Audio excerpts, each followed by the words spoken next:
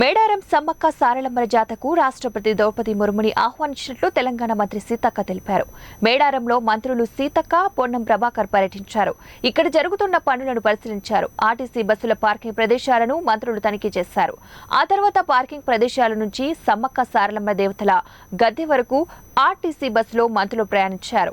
మేడారం జాతరకు వచ్చే బస్సులు, వెళ్లే పార్కింగ్ స్థలాలు, బస్ షెల్టర్లు, క్యూలైన్ వార్డులు, ఆర్టీసీ ఉద్యోగుల షెల్టర్లు మంత్రులకు ఆర్టీసీ ఎండీ సజ్జనార్, ఉన్నతాధికారులు వివరించారు. ఆ తర్వాత మంత్రులు అమ్మవార్లకు నిలువెత్తు బంగారాన్ని సమర్పించారు. అనంతరం సీతక్క మాట్లాడారు.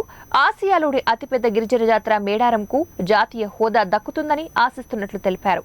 ఈ నెల 21 నుంచి 24 తేదీ వరకు జాతర ఉంటుందన్నారు.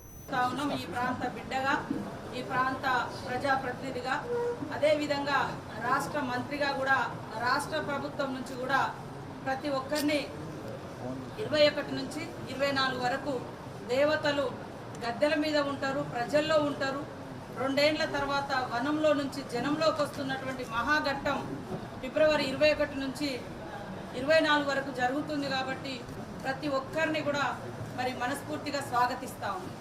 మిగతా జాతరలకు, మిగతా ప్రాంతాలకు ఇక్కడ ఒక పెద్ద కానీ రూపాయి ఖర్చు లేకుండా దేవుడి దగ్గరికి నేరుగా ప్రవేశించేటువంటి అవకాశము, మరి సామాన్యులకు కూడా దర్శించుకునేటువంటి అవకాశం మన సమ్మక్క సారలమ్మ దగ్గర ఉంది.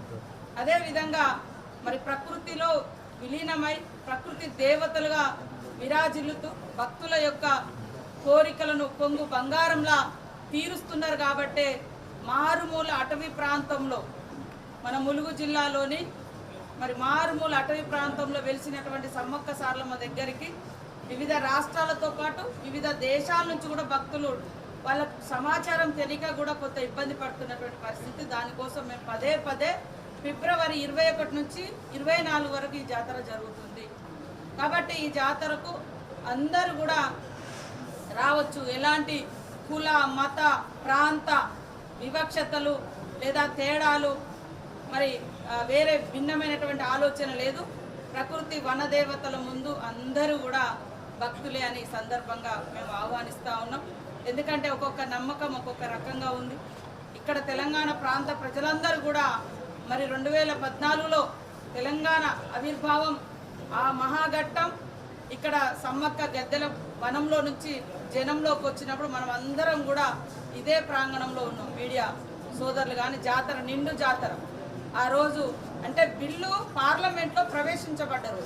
బట్ అంత మహిమలతో పాటు చాలామంది మేమందరం కూడా ఇక్కడ నుంచే మొక్కుకొని ఇక్కడ అనేక మంది మరి ఉద్యోగులు జాతర అనంతరం ప్రమోషన్ల మీద వెళ్ళినటువంటి వాళ్ళు ఎవరికి కూడా అంటే వృత్తి ధర్మంలో ఉన్నటువంటి వాళ్ళకు, మీకు కానీ ఉద్యోగులకు కానీ ప్రజాప్రతినిధులకు కానీ ఎలాంటి నష్టం జరగకుండా 1,000 మందికి పైగా భక్తులు వస్తే అందరూ అలసిపోకుండా పనిచేసేటువంటి గొప్ప ఆరోగ్యం కూడా ఈ ప్రాంతం నుంచి ఆ తల్లుల యొక్క దీవెనలతో మనం పొందుతా ఉన్నాం.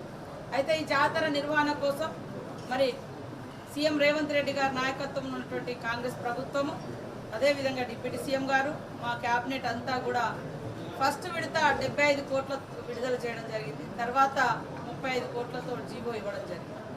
అంటే భక్తుల సౌకర్యాలకు ఎక్కడ కూడా భంగం కలగకుండా, ఎక్కడ కూడా ఇబ్బంది రాకుండా ఎట్లా వీలైతే అట్లా సక్రమంగా, నిజాయితీతో, నాణ్యతతో మరి ఎక్కడికక్కడ రివ్యూ చేసుకునే ఫండ్స్ రిలీజ్ చేసేటువంటి అధికారం, అవకాశం కలెక్టర్ గారికి ఇవ్వడం జరిగింది.